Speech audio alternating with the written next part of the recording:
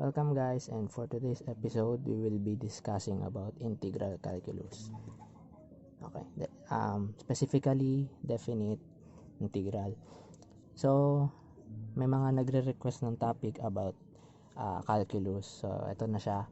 So ang topic natin today ay area approximation. So paano ba nagkaroon ng definite integral? Okay, yung integral na merong number sa baba at sa taas.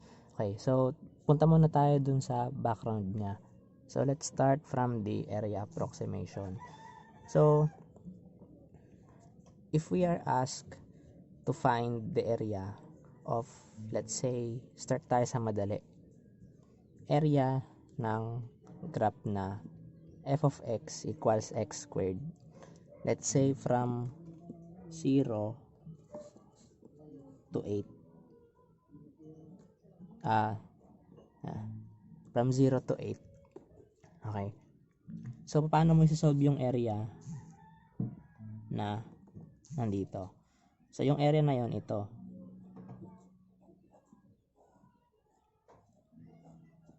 Yan. So, ang alam lang natin, pag naghahanap tayo ng area, base times height.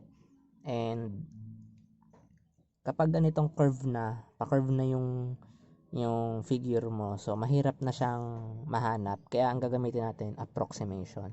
So gagamitin natin yung approximation using rectangles.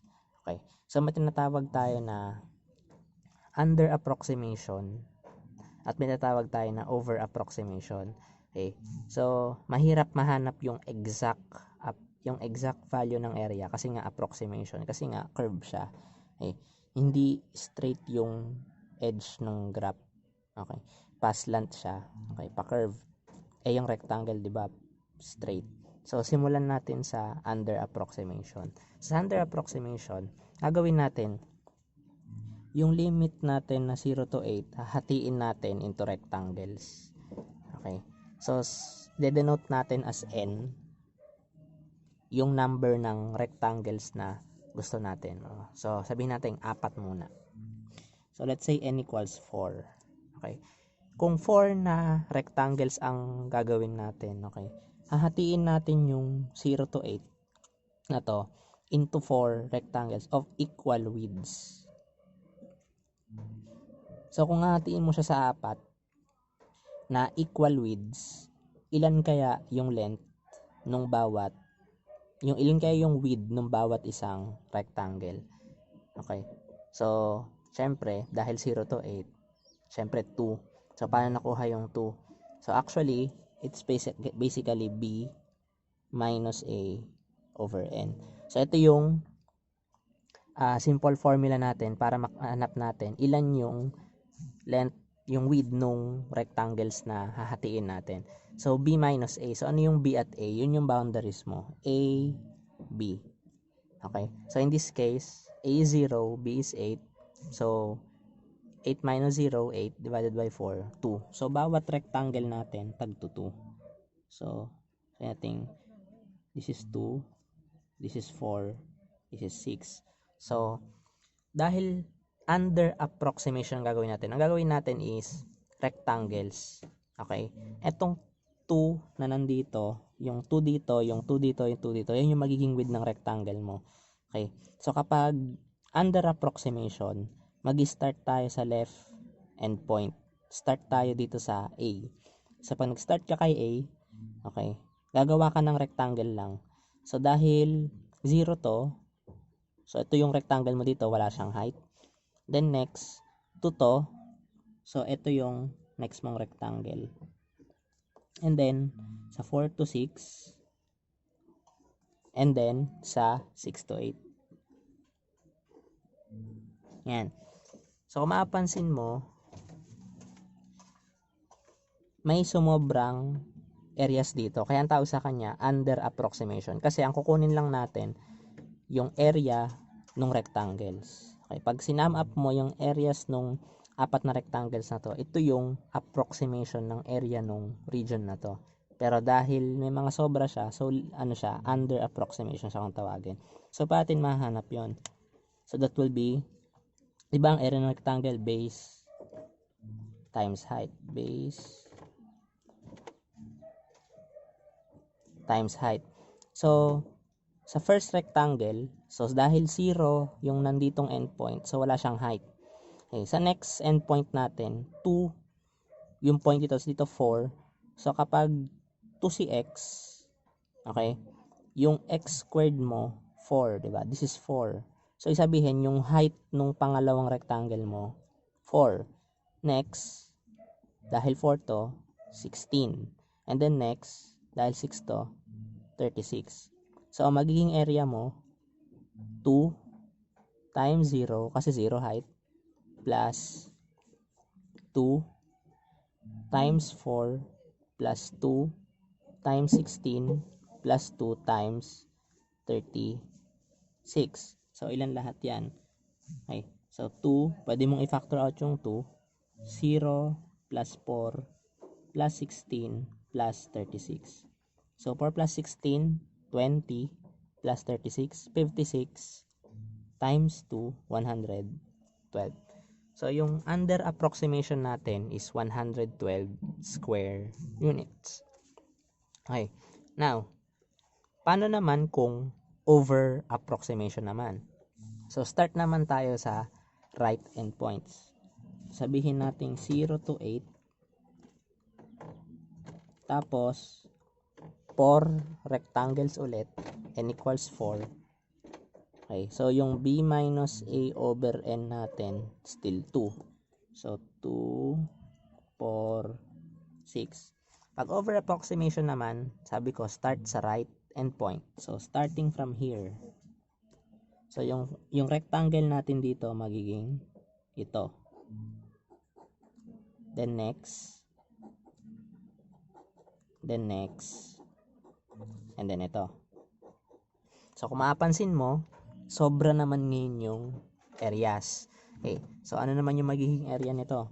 So, that will be, so, pag 8 yung point na nandito, ito ay 64. Pag 6, so, ito, 36. And then 4, ito, 16. And then 2, 4. So, yung area natin, 2 times 4 plus 16 plus 36 plus 64. So, this is 20 and this is 100. So, this is 120. So, yung area, 240 square units. So, mapansin mo, dito 240, dito 112. Pero sure ka na yung actual area nung region na gusto nating makuha is between 112 and 240. Okay. So, if approximate natin yan, so let us just get the average, so that the actual area could be 112 plus 240 all over 2, which is 112 plus 240 divided by 2 and 176. So, yung 176 na to, approximation to ng area. Hindi siya yung actual area. Okay? So, but sure tayo na yung area is mas malapit. So, ngayon, paano natin mahanap yung actual area? That's our problem. Okay? So, to get the actual area, gagawin natin, kailangan lang yung approximation natin mas maging accurate. So, mapapansin mo, ang lalaki nung rectangles. Kapag malalaki yung rectangles mo, yung spaces na sumusobra, malalaki din. Think about it, if liliitan mo yung width ng bawat rectangle, okay? So, mas magiging accurate yung areas na makukuha natin. Pag lumiit kasi yung rectangle, okay, yung spaces na nandito, halimbawa, ito, nadagdagan pa ng isang rectangle dyan, yung spaces lumiliit. So, yung sagot natin nagiging accurate. Okay.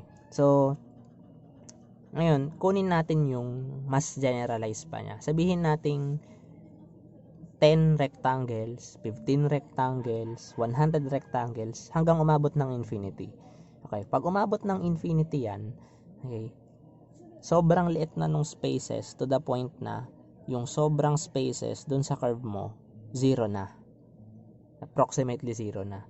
which means na yung rectangles mo, yung sum ng infinite yung areas ng infinite rectangles mo equal na sa area ng curve. So paano natin gagawin 'yon? So una, kunin muna natin yung tinatawag na delta x. So ano ba si delta x? Differential length. Okay, tatawagin nating delta x yung bawat width ng rectangles natin. Okay, which is actually b minus a over n, delta x. So knowing this, so pwede tayong pumunta sa general case, which is, let's say we have function f of x and we wish to find the area under this curve, so ito yun, okay, from a to b, okay, above the x-axis. So ganun kasi siya usually. So if we wish to find this area, okay, pwede natin siyang gawing approximation na gagawa ulit tayo ng rectangles just like what we did here. Okay, so if under approximation, so pwede tayong gumawa ng rectangle dito na maliit, dito, and so on hanggang makarating dito. Okay, so sabihin natin 100 rectangles, so sobrang liliit na ng areas niya.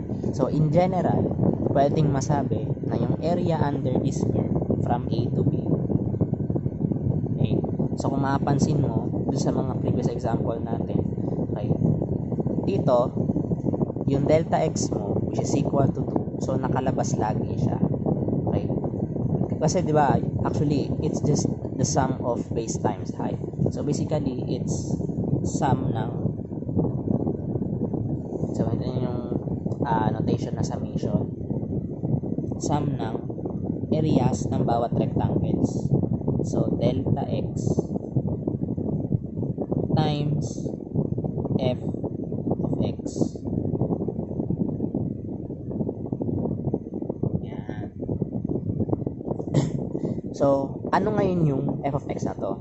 So ito depende ngayon sa point. So sabihin natin first point, second point, third point, fourth point. So gagawin natin siyang x sub I. Yan. So ano ngayon yung value ng I natin? So from I equals A up to B. Okay. So wag kayong malilito sa notation, it's just the same as delta x times f of x sub 1 plus delta x times f of x sub 2 and so on. Okay, so ito is just basically yung delta x, yung width, times yung height, tapos isa-sum up mo lang, kaya siya summation. Okay, ngayon gusto natin, dahil yung delta x natin ay equal sa b minus a over n, okay, where n is the number of rectangles, so gusto natin infinite. Okay, so to do that, so yung n natin ngayon, yung number of rectangles natin ngayon, magiging infinite. So iibahin natin ngayon yung summation. So that will be, yung area natin magiging summation ng b minus a over n times f of x sub I. Now, from I equals what? From I equals 1, kasi gusto mo yung first rectangle up to n, kasi nga meron kang n rectangles. Now we wish to find that yung n natin dapat infinite, so i-take natin yun yung limit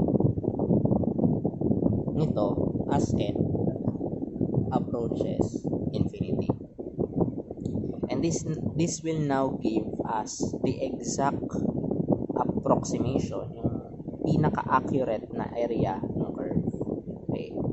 So ano ngayon to? Ito ngayon si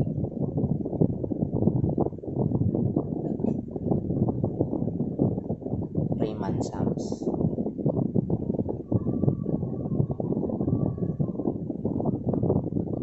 Yan.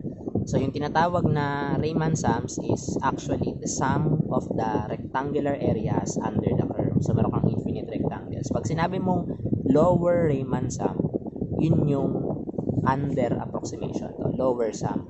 sinabi mong upper sum, ito naman yun, yung over approximation. Pero in most cases, we always use the under approximation para hindi tayo sumobra. Okay. So, ito ngayon si Riemann sum. So, ano ngayon yung kinalaman nito kay definite integral? So, sinasabi ni Riemann sum na ito, ngayon, ay equal lang sa integral of f of x dx from a to b. They're just the same. So, paano nangyari yun? So, eto, pansinin mo, okay, kukuha ka ng differential length dx here. Kuha ka rito ng rectangle, maliit na strip ng rectangle na merong dx na differential length. Differential length kasi from here and from here. Okay, yung difference, di ba? Differential. Kaya dx. Okay. At some distance from this point. So, yung x distance. Okay. So, ang mangyayari ngayon, yung height niya will be f of x, di ba? Example, if kung ano man yung value ng x mo dito, pag pinalit mo doon, that will be the height. Kaya f of x delta x. So, ibig sabihin pala, itong f of x delta x na to, it's actually differential length times height. So, pag minultiply mo to, area na to. Area ng isang maliit na strip. So, to get the area of the whole region, so, gagawin mo lang, kukunin mo yung sum ng lahat ng regions. So, that will be the integral from a to b, which is just like Riemann sums. So, ito yung pinagmulan ng integral calculus. So, now, apply natin siya. So, ngayon, may tinatawag tayo na fundamental theorem of integral calculus. Sabihin natin, let f of x be the antiderivative of f of x.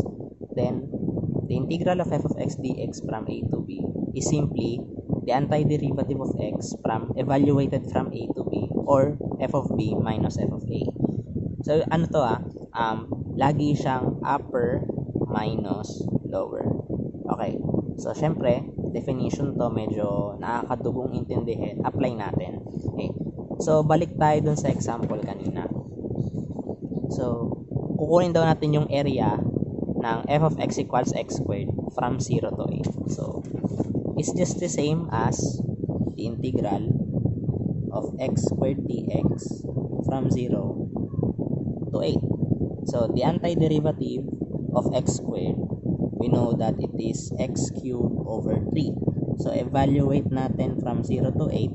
So, that will be 8 cubed over 3 minus 0 cubed over 3. Which is what?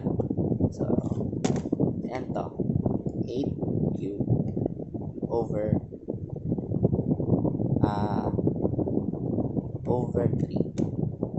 So, 170.67. So, minus 0 is just still 170.67. So, 170.67. So, ito ngayon yung actual area. So, mapapansin mo kanina sa approximation natin, 176. So, may discrepancy na agad na 5 point something. Kung mas dinamihan mo tong rectangles na to, liliit ng liliit dyan, magiging 4 na lang yung difference, magiging 174, 173, hanggang sa eventually maging 170.67 siya. So ganito ina-apply si integral, a definite integral. So, ito yung concept niya. So, apply pa tayo ng isa pa. Sabihin natin, what is the integral of ln x dx from 1 over e to e? Okay. So, una, evaluate natin what's the antiderivative of ln x dx. So, alam natin na we can use the method of integration by parts to solve this integration. So, yung pwede nyo na lang gawin yun, pero this is actually equal to x ln x minus x. Okay, so evaluate natin siya from 1 over e to e. So, that will be yung upper muna, e ln e minus e and then minus 1 over e ln 1 over e minus 1 over e. So this is what? ln e, we know that ln e is 1. So this is e minus e. So this is 0. Minus ln 1 over e. So si ln 1 over e, diba, is just ln 1 minus ln e. And we know that this is 0 and this is 1. So this is negative 1. Ito negative 1. Ibig sabihin ito, negative 1 over e. Tapos minus 1 over e. This is negative 2 over e. So this is 0 minus negative 2 over e, which is 2 over e. So this is now the answer. So ganun lang mag-solve ng definite integral. So para pa rin siyang indefinite, kunin mo yung antiderivative niya, kasi evaluate mo lang from those limits. So ganun lang si definite integral. So sa susunod na lecture, so we will be discussing about the applications ng definite integrals. So yun, pumapasok itong mga area under the curve, area of volume of revolution, and so on. So see you on the next video, and subscribe and like this video para share nyo sa iba para mas maraming students na matuto.